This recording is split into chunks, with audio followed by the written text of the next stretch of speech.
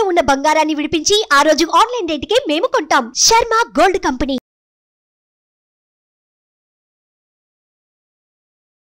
నమస్కారం, welcome to Suman TV. నేను గీతాంజలి. ప్రస్తుతం మనతో పాటు ఒక ముఖ్య అతిథి ఉన్నారండి. వారు శ్రీ విద్యాపీఠం వ్యవస్థాపకులు, అలాగే గత 45 సంవత్సరాలుగా శ్రీ విద్యా ఉపాసనతో ఎంతో మందికి మంత్రోపదేశం చేసినటువంటి శ్రీ గురు కరుణామయ్య గారు మనతో పాటు ఉన్నారు. వారితో మాట్లాడదాం, మరిన్ని అమూల్యమైన విషయాలు తెలుసుకుందాం. గురుగారు నమస్కారం అండి. కొన్ని అశుభంగా భావిస్తాం పూజ చేసేటప్పుడు, ప్రత్యేకంగా లేకపోతే ఆలయానికి వెళ్ళినప్పుడు. అందులో ఎక్కువగా అనుకునేది కొబ్బరికాయ కుళ్ళిపోతే. మనం కొట్టిన కొబ్బరికాయ గనక కుళ్ళిపోయిందా, మనసులో కొన్ని రోజుల పాటు ఇంక అదే ఉంటుంది.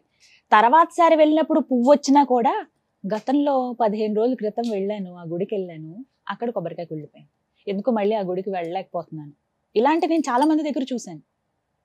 అంటే ఇలాంటివి ఇంకా చాలా ఉన్నాయి. ముందుగా కొబ్బరికాయ గురించి అడుగుతున్నాను మిమ్మల్ని. అసలు కొబ్బరికాయ కుళ్ళిపోతే దేనికి సంకేతం అండి? పూజలోనే కాదు, మన జీవితంలో అనేక సంఘటనలు ఉంటాయి.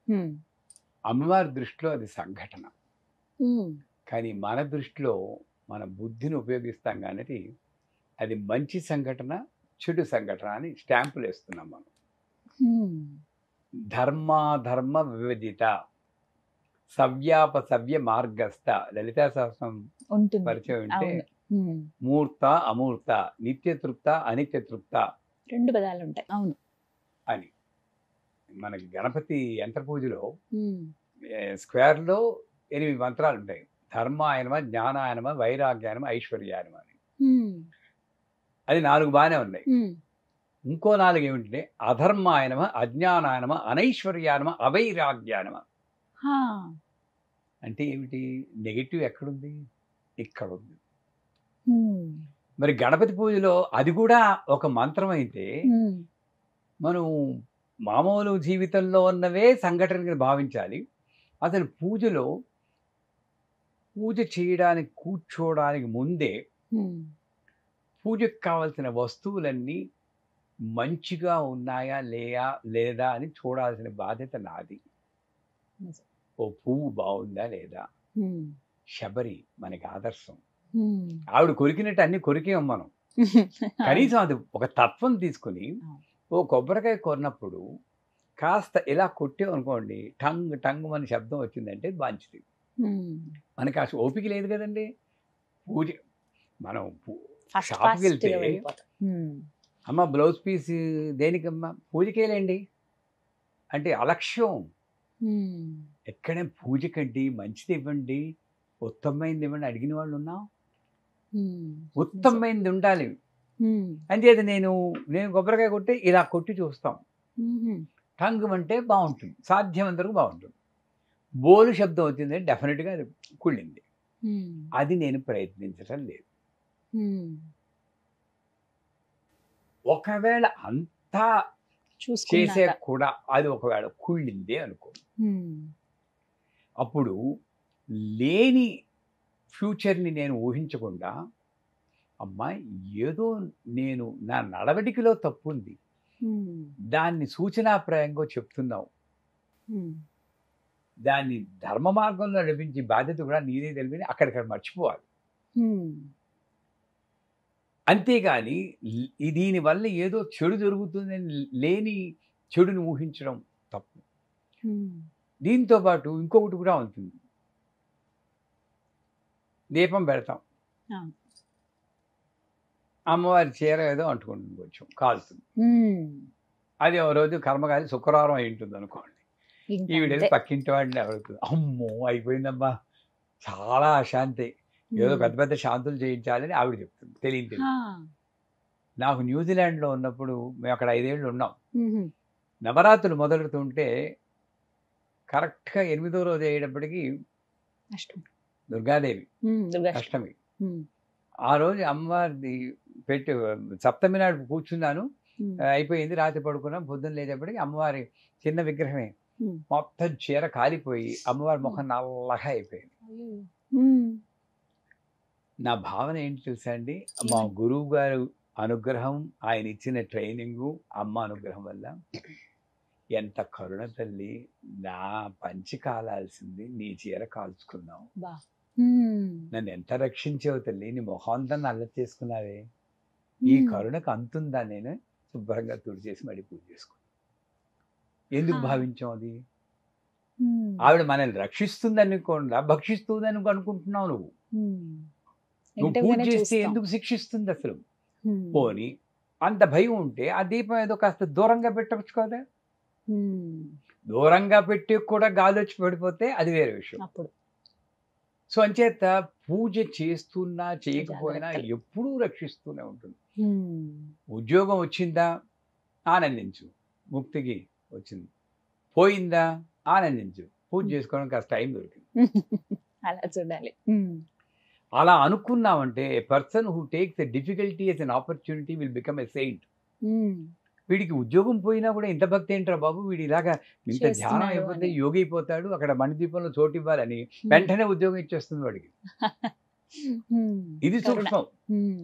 ఆరతి తిప్పుతాం, ఆరతి ఇలాగా. చాలా మందికి ఉన్నటువంటి సందేహం గురువు గారి, నా తర్వాత ప్రశ్న కూడా అదే. ఇలా దానికి లోకల్లో జరిగేది అంటారు. ఈవిడేం చేస్తుంది మరి, భక్తి పారవశ్యం ఏదో ఇలా పాట పాడేస్తూ గడగడ గడగడగడా తిప్పేస్తూ ఉంటుంది. మరి ఫోర్స్ గా తిప్పితే ఏ ఆరతైనా కొండకేస్తుంది. నువ్వు అమ్మో అశుభం, ఏదో జరుగుతుంది. అప్పుడు ఏం చేయాలి? ఆ భయం ఉన్నప్పుడు నాకు ఆరతి అప్పుడప్పుడు ఆరిపోతుంది, మళ్ళీ ఇంకోటి వేసి వెలిగిస్తాను. అసలు పట్టించుకోను నేను, మళ్ళీ వెలిగించుకుంటాను అంతే. లేదా నువ్వు మెల్లిగా ఇలా ఒక సర్కిల్ మళ్ళీ ఇలా, గుళ్ళల్లో చూడండి ఎంత, గుళ్ళల్లో ఇలాగే ఇస్తారా గడగడగడాని? వాళ్ళని చూసి మనం నేర్చుకోవాలి కదా. ఎలా ఇస్తారు? ఇలా మెల్లిగా తిప్పి ఒక సర్కిల్, మళ్ళీ ఒక స్టేట్ బ్యాంక్ సింబల్ అంటారు. అంటే ఈ సర్కిల్ ఏంటి? ఆవిడ చుట్టూ ఉన్న ఆరా అంటారు. ఆరాలో ఉన్న శక్తి ఈ దీపంలోకి వస్తుంది.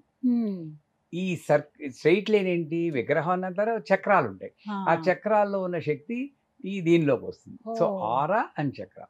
ఇదంతా వచ్చాక అంత శక్తిని మనం భరించలేం కాబట్టి డైల్యూట్ చేయడం కోసం ఒక చుక్క నీళ్ళు వేస్తాం. అది కూడా దాన్ని ఆర్పేయమని కాదు, ప్లేట్లో వేయమని.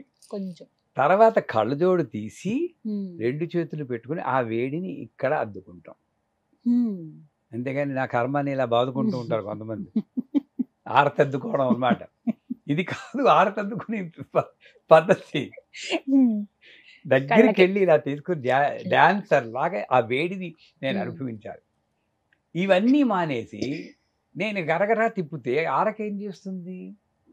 హారతి తీసుకునే సమయంలో కొంతమందికి ఇలా ఆరిపోతూ ఉంటుంది, అది అశుభం అని భావిస్తారు. అది ఏమి కాదు. నువ్వు వేసిన కర్పూరం చాలలేదు ఆవిడ. నువ్వేమో రాగమాలికలా ఇంత పెద్ద పాట పాడేస్తూ ఉంటావు, వేసి కర్పూరమే అది ఎక్కడ వస్తుందండి? నువ్వు రాగమాలకి పాడినప్పుడు కాస్త ఎక్కువ కర్పూరం పెట్టుకో, తీసుకోవాలి, బుర్ర దాని మీద పెట్టుకో. అసలు నాకు కర్పూరం ఉందా లేదా అన్న దృష్టి ఉండకూడదండి. నేను చాలాసార్లు ఉత్తిపళ్ళని తిప్పేసానమ్మా. అసలు దృష్టి ఉండకూడదు తల్లి. నీ దృష్టి ఎవరి మీద ఉండాలి? అమ్మ మీద ఉండాలి. అమ్మ మీద ఉన్నప్పుడు ఎలా పళ్ళని తిప్పుకుంటూనే ఉంటాం. ఎవడో చెప్తారు ఏమైనా గురుగారు, అప్పుడు కూడా ఏం లేదు, ఓకే ఓకే వెలిగించు. ఇది ఉపాధులు అన్నది నేను గ్రహించినప్పుడు దానికి ఎంత ఇంపార్టెన్స్ ఇవ్వాలో అంతే ఇవ్వాలి. కానీ ఉపాధే నా జీవిత లక్ష్యం అనుకుంటే ఇలాగే ఉంటుంది జీవితం. ఉపాధులు ఇవి. అసలు ఇదేంటంటే భక్తి. ఇది ఉన్నప్పుడు వారిది ఒకవేళ ఎలా చూపిస్తూ ఉంటాం. వాళ్ళు ఏం చేస్తారు? వాళ్ళకి వెళ్ళి వాళ్ళు అద్దుకోవడానికి వెళ్ళినప్పుడు ఆరిపోతుంది, ఇంకా ఆయనకి వెంటనే చెడు జరుగుతుంది. ఏమీ లేదండి, కర్పూరం అయిపోయిందని. అప్పుడు వెలిగించాక మళ్ళీ మీరు ఇక్కడ చూపించాలి. వీళ్ళు ఏం చేస్తారు? వెలిగించేసి వాళ్ళకి చూపిస్తారు. ఉత్తిని దీపం అది, దానికి ఏం లేదు. మళ్ళీ ఒకసారి గంట పాయింట్ చూపించి మళ్ళీ నీళ్ళు పోసి అప్పుడు చూపిస్తే సరిపోతుంది.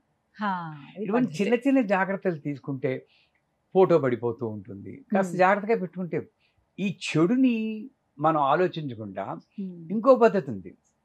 కొబ్బరికాయలో పువ్వు వచ్చింది అనుకోండి, మంచి అనుకోండి, పర్లేదు, దాంట్లో నిజం ఉందో లేదో భగవంతుడికి ఎరుకో.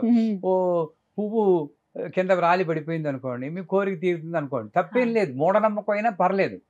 కానీ నువ్వు పూజ చేసిందని పువ్వు రాలాలి అనుకోరు, తప్పు.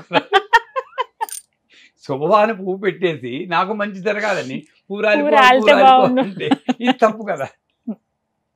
నిజమేది చాలా మంది. ఇక్కడ ఎంత పొరపాటు చేస్తున్నా, మైండ్ మన ఏవ కారణం మనుష్యానాం బంధమోక్షయో అన్నాడు. మనస్సు దాన్ని నిగ్రహించుకుని ఒక్క మాట మాత్రం మర్చిపోకండి, ఉపాధులు. కర్పూరం, అగరబత్తి ఇవన్నీ ఉపాధులు. దీని వెనకాతల రహస్యాలు చాలా ఉంటాయి. అగరబత్తి ఎందుకు వెలిగించాలి అన్న దాని వెనకాతల రహస్యం ఉంటుంది. అది అర్థమైన వాడికి అగరబత్తి మీద దృష్టి ఉండదు.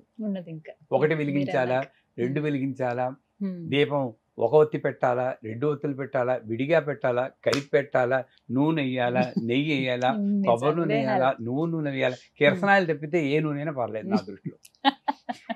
ఆ కిరసనాయన వాసన వేస్తుంది కాబట్టి ఆవిడకి. అంత దీనికి వెళ్ళాలి. నాకు దీపం ఎందుకు వెలిగిస్తున్నా అని తెలియదమ్మా. ఎంతసేపు ఒత్తి మీద దృష్టి ఉంటుంది. అంటే ఉపాధి మీద నుండి నువ్వు బయటకి దృష్టి తప్పించుకుంటే దీపం ఆరిపోయినా నువ్వు లెక్క పెట్టవు. తల్లి ఆడుకోకు తల్లి, ఎందుకు అలా విసిగిస్తావు అని కాస్త నవ్వుకొని మళ్ళీ వెలిగించుకో. ఆవిడ నిన్ను ఏడిపించాలంటే ఆ బాలాత్రి వసుందరి బాగా చూపిస్తున్న ఉఫ్ఫలు ఊతుంది, గాలి పంపించి ఆరిపోతుంది. ఏం చేస్తావు? ఆపగలమా? మనం ఏం ఆవిడ తెలుసుకుంటే ఉన్మేష విశ్వోత్పన్న విపన్న భోరావడి. అప్పుడు నేనేం చేయాలి? ఆవిడతో కమ్యూనికేట్. భాస్కర్ రాయని వారు కమ్యూనికేట్ చేసేవాళ్ళు. మనం స్తోత్రాలు చదువుతున్నాను, కమ్యూనికేషన్ లేదు ఇక్కడ నుండి, కానీ ఇక్కడ నుండి కమ్యూనికేషన్. ఆయన పూజ చేశాక మామూలు సోది చెప్పిపట్ట. అమ్మ పక్కింటి ఆయన ఏంటి తల్లి విసిగిచ్చేస్తున్నాడు, ఏం చేయమంటావు అని అడిగేవాడు. అప్పుడు అమ్మవారు వచ్చి ఆయనకి తాత ఇలా చెయ్యని చెప్పిట్టాం. అంత కనెక్షన్. మీరు ఇందాక ఇప్పుడు అడిగారు ఇంకో క్వశ్చన్ ఓ వీడియోలో, కనెక్షన్ ఏమిటని. ఇది కనెక్షన్. అమ్మవారిని అమ్మవారిలా భావిస్తే ఇలా ఆరిపోయినా కూడా ఎందుకే తల్లి. నాకు నైవేద్యం పెట్టేటప్పుడు సాధారణంగా నేను ఇలా నైవేద్యం పెడతాను, ఇలాగే తినిపిస్తాను. తినిపించినప్పుడు ఇక్కడ మెతుకు అంటుకుంటుంటే ఆ మెతుకే నేను ప్రసాదం కింద తీసుకుంటాను. ఇలా పెడుతుంటే కింద పడిపోతుంది. చూసి వాళ్ళు నన్ను తిట్టుకుంటారేమో. నేనేం చేశాను, ఇలా కొట్టాను. చూడు నాకు ఆఫీస్ టైం అయింది, నువ్వు ఇలా ప్రతిసారి కింద పడేసే ఉంటే ఇంకోసారి నేను పెట్టలేను ఇలాగా. సరిగ్గా తిను, మీ నెంబర్ తర్వాత అంటుకోండి. అంటే ఇలా అందరినీ నేను చెయ్యమని అంటలేదు. దీని వెనకాల తత్వం ఏంటి? నాకు అమ్మవారు అక్కడ ఉందమ్మా, విగ్రహం కాదది. ఆ భావన ఉన్నప్పుడు నాకు ఏం జరిగిందా నాకు వీటి మీద దృష్టి వెళ్ళొద్దండి. కర్పూరం ఆగిపోయినా వాళ్ళు తీర అడ్డుకుపోయినా ఏముండదు. నాకు అమ్మ లీలలే. ఆవిడ్ని ఆపడానికి ఎవ్వరి తరము కాదు, నేను నిమిత్త మాత్రుని అని భావించినప్పుడు ఈ ప్రశ్నలే ఉద్భవించు. సుమన్ టీవీలో మీ పర్సనల్ అండ్ బిజినెస్ ప్రమోషన్స్ కోసం కింది నెంబర్కి కాంటాక్ట్ చేయండి.